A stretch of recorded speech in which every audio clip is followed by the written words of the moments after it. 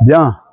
Daniel Dubost, l'heureux maire de Marolles, au terme de cette cérémonie marquée par la coupure d'un ruban tricolore un peu exceptionnel. Daniel, racontez-nous ça. Oui, l'idée c'était de sortir un peu de l'ordinaire parce que c'était une journée un peu extraordinaire et donc le ruban on l'a assez vu et on s'est dit que finalement prendre un bois, un tronc d'arbre et le peindre en bleu, blanc, rouge dans la longueur, qu'après on pourrait faire une coupe et on aurait de bleu, blanc, rouge et c'est une façon aussi de célébrer ce bon moment et puis ça fait plaisir de voir que les nombreux visiteurs de la journée, eh bien ils repartent tous avec un dessous de plat, bleu, blanc, rouge, Sylvétum de Marolles.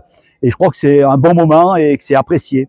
Et puis un arrosoir aussi, parce que vous avez planté. Alors, oui, l'arrosoir, j'ai eu la chance d'être parrain avec une collègue, d'être parrain d'un arbre. Donc, j'ai planté un arbre que je vais venir voir régulièrement pour voir comment ça se passe. Alors, je l'ai fait avec les collègues de Fibois, mais on était aussi, c'était une superbe journée puisque on avait nos 32 enfants de la classe unique de Marolles qui ont planté chacun un arbre. Et ça, c'est vraiment, ça fait chaud au cœur parce que je crois beaucoup en ça. Parce que demain, ce sont nos ambassadeurs. C'est eux qui vont faire passer les bons messages en famille. C'est eux qui vont amener leurs parents ici, voir comment ça se passe, comment ça grandit. Puis ce projet qui était au départ scientifique, environnemental, il devient un projet d'instructif, qui devient ludique, qui devient pédagogique, puisqu'on va y faire, on va finir la construction de la classe plein air, où on va accueillir toutes les écoles autour pour venir passer une belle journée, quand il fait beau temps, bien évidemment, un lieu magnifique avec une vue exceptionnelle. Et la première classe plein air à 900 mètres d'altitude, au milieu des bois, au milieu du Sylvétum, ça a du sens pour nous. Alors cette inauguration, elle a rassemblé énormément de monde avec beaucoup d'émotions. Moi j'ai trouvé hommage en particulier au docteur Barral qui il y a 42 ans a cru et a voulu créer cette interprofession des métiers du bois.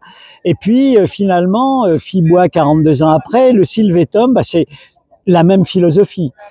Oui, ça fait vraiment plaisir de voir Robert Barral ici planter son arbre, lui qui a été un des initiateurs. C'est vraiment chouette, c'est de la transmission. Le bois, c'est du temps long. C'est aussi vraiment pour nous, il y a plein de symboles parce que Robert Barral était maire d'une commune voisine. Il a fait beaucoup, il était médecin, tout le monde le connaît ici. Et vraiment, ça nous fait chaud au cœur c'est ça la vie, quoi. Et puis Robert Barral d'un côté, les enfants de l'autre. Ouais, voilà, c'est plein de symboles. Comme nous, les symboles qu'on tient aussi, c'est les symboles de la passerelle plutôt que des murs. On a mis une belle passerelle et là de voir aussi des chasseurs qui discutent avec des gens de l'environnement, du bois, de la faune, de la flore, etc. C'est vraiment formidable de voir aussi que les gens de la biodiversité, les chasseurs vont faire des animations à l'école de Marolles, puisqu'on va avoir, je pense, l'école de Marolles va être labellisée développement durable, sûrement. Donc, ça aussi, c'est des beaux projets. Puis, les enfants, ils étaient, vous l'avez vu, aujourd'hui, ils étaient incroyables, quoi. C'est un tatouage avec leur petit maillot cœur vert de la SS, la présence de plein de gens. Enfin, il y a aujourd'hui, un jeudi à 15 heures, 200 personnes à Marolles. 200 personnes à Marolles alors qu'il y a 450 habitants. Oui, ça fait plaisir parce que ça veut dire que c'est quelque chose qui parle aux gens. C'est un projet très intéressant et on est très fiers de l'avoir initié et on espère que d'autres communes prendront aussi le même relais, le même chemin. Alors ça veut dire aussi ce parcours au printemps, il va être fait avec les familles. Oui. Il est extrêmement pédagogique.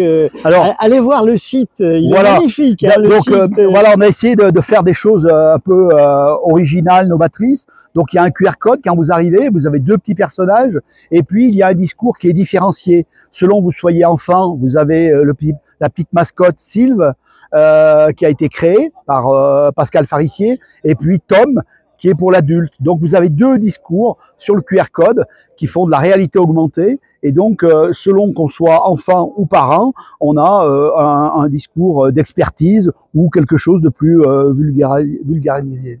Voilà. Et puis, la présence également des spécialistes de l'ONF, puisqu'il y a un projet scientifique qui a la particularité d'être ouvert au public. Le public pourra le suivre, mais un projet scientifique important. Voilà, c'est l'originalité, c'est de faire quelque chose de scientifique.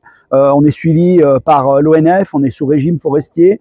On fait du super boulot avec eux et moi je suis content de faire travailler aussi des mondes qui sont parfois un peu en silo dans leur monde et là on l'ouvre au public et on est sûr qu'on va toucher les gens et on espère que tout ce travail va être respecté et que la filière bois va en tirer aussi profit parce que on doit tous cohabiter pour l'humanité.